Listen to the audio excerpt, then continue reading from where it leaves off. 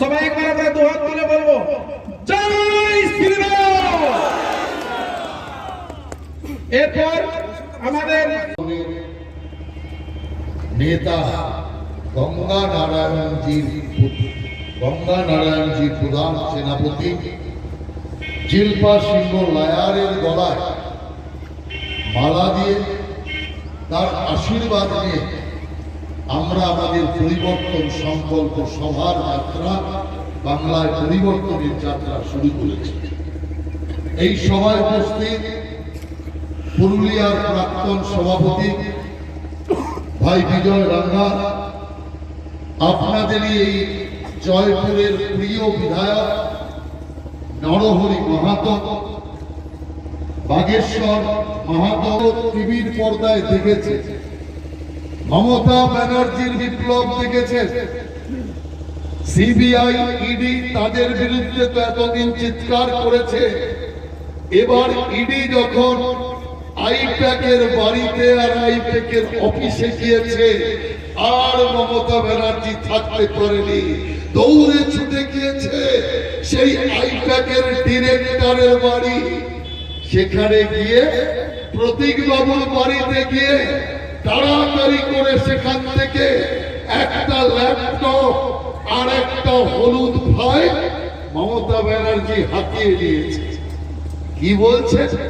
এই ফাইলে আমাদের পার্টির সব গোপন তথ্য আছে। আসলে না, আসলে ওই ফাইলে ভাইপোর মরণ ফাঁদ আছে, পিসির জেল আছে, আর সেই কারণের জন্য ওই ফাইলটাকে ওখান থেকে চোর করে মুখ্যমন্ত্রীর ক্ষমতার অপব্যবহার করে নিয়ে বেরিয়ে এসেছে। গিয়েছেন এখন অফিসে, অর্থাৎ আইপ্যাকের অফিসে, সেখানেও ছানবিন চলছে, তদন্ত করছে ইডি অফিসাররা। একজন মুখ্যমন্ত্রী কি করে আদালতের নির্দেশে ইডি তদন্ত করছে আর সেই তদন্তে কি করে বাধা দিতে পারে, সেখান থেকে ফাইল কি করে চুরি করে আনতে পারে।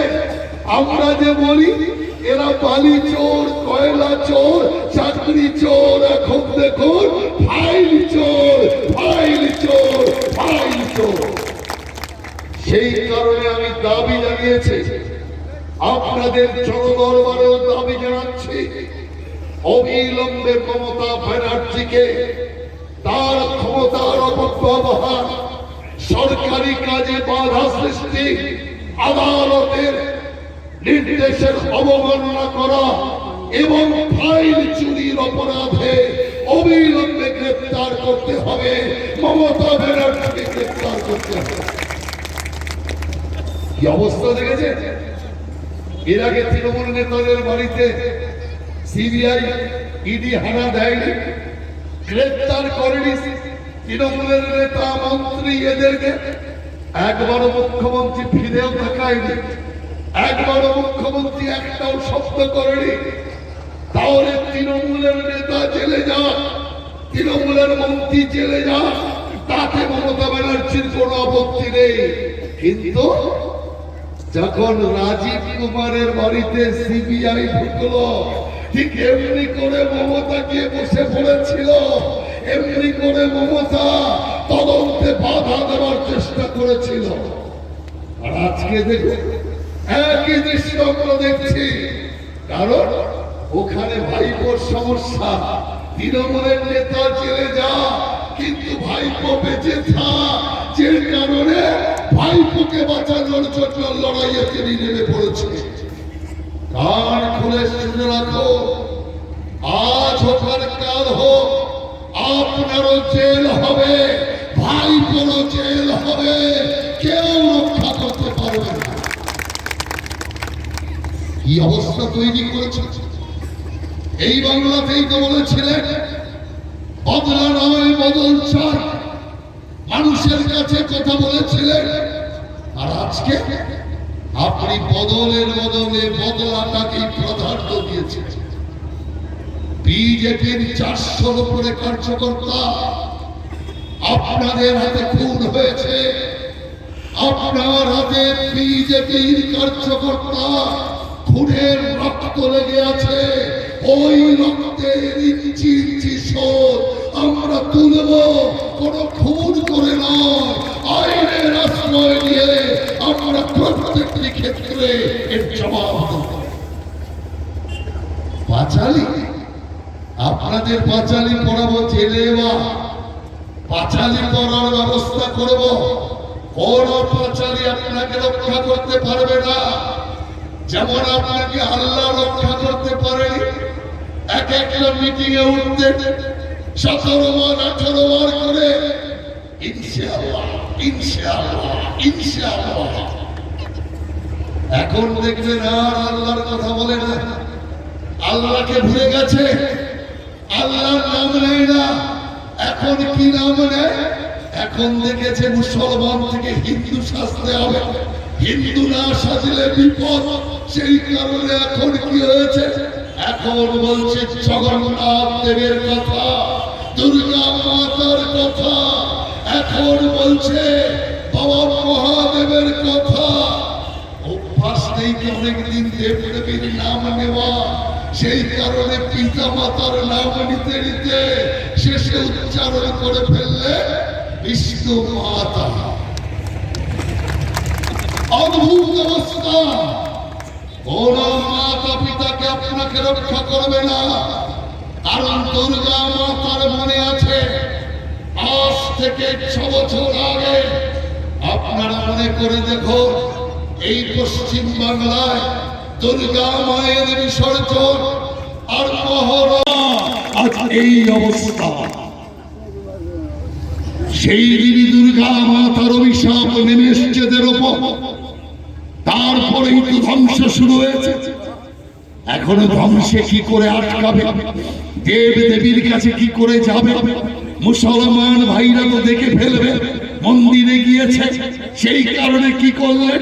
সেই কারণে ঠিক করলেন উড়িষ্যায় যাব, নবীন পট্টনায়কের সাথে মিটিং করার ছুতো করে সোজা গিয়ে ঢুকবো পুরীর জগন্নাথ দেবের মন্দিরে, ক্ষমা চাইব জগন্নাথ দেবের কাছে।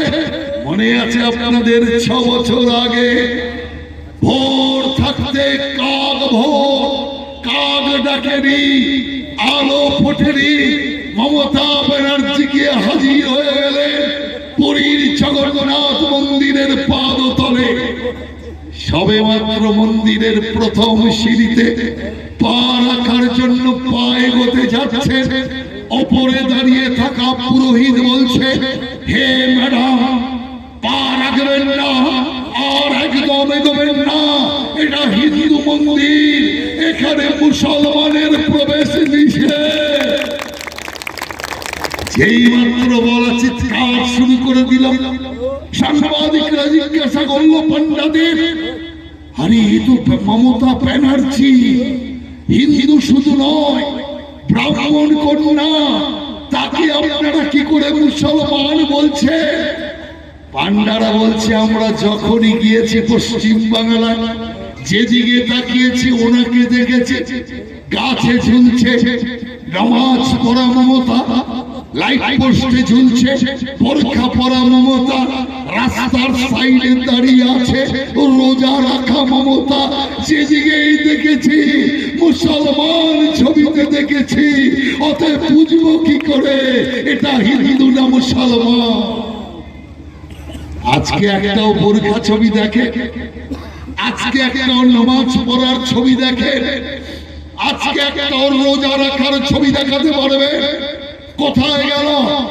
সব উধাও হয়ে গেল। কেন? বিজেপির জাদুতে, বিজেপির ভয়ে ও মোল্লা থেকে হিন্দুতে আবার ফিরে আসতে বাধ্য হয়েছে বিজেপির ভয়ে।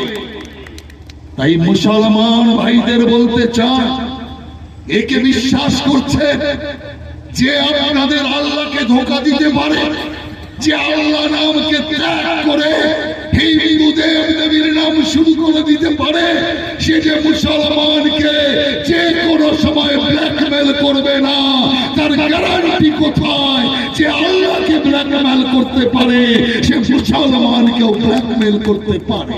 কুপিয়ে কুপিয়ে হত্যা করল প্রকাশ্যে, কারণ তার অপরাধ ছিল বাবা ছেলে হিন্দু মূর্তি বানাতো, এটাই তার অপরাধ। বাংলাদেশে হিন্দু অপরাধে দীপু দাসের শরীর চলে, এখানে হিন্দু হওয়ার অপরাধে যতন দাস আর তার বাবা হরগোবিন্দ দাসকে কুপিয়ে খুন হতে হয়। আলাদা কিছু আছে? ওখানে দুর্গা প্রতিমার পুজো হতে পারে না, এখানে কালী মাতার মুন্ডু কেটে দেওয়া হয়, ওখানে বজরঙ্গ বলির মুন্ডু কাটে, এখানে সরস্বতী পূজা হতে দেওয়া হয় না। কি চলছে আলাদা? আমাকে একজন বলছে আলাদা চলবে কি করে? ওখানে তো ইউনুসের সরকার চলছে, আর এখানে তো ইউনুসের বোনের সরকার চলছে। অতএব দাদা যেদিকে যাবে বোনও তো সেদিকে যাবে। সেই কারণে আমি আপনাদের পরিষ্কার করতে চাই,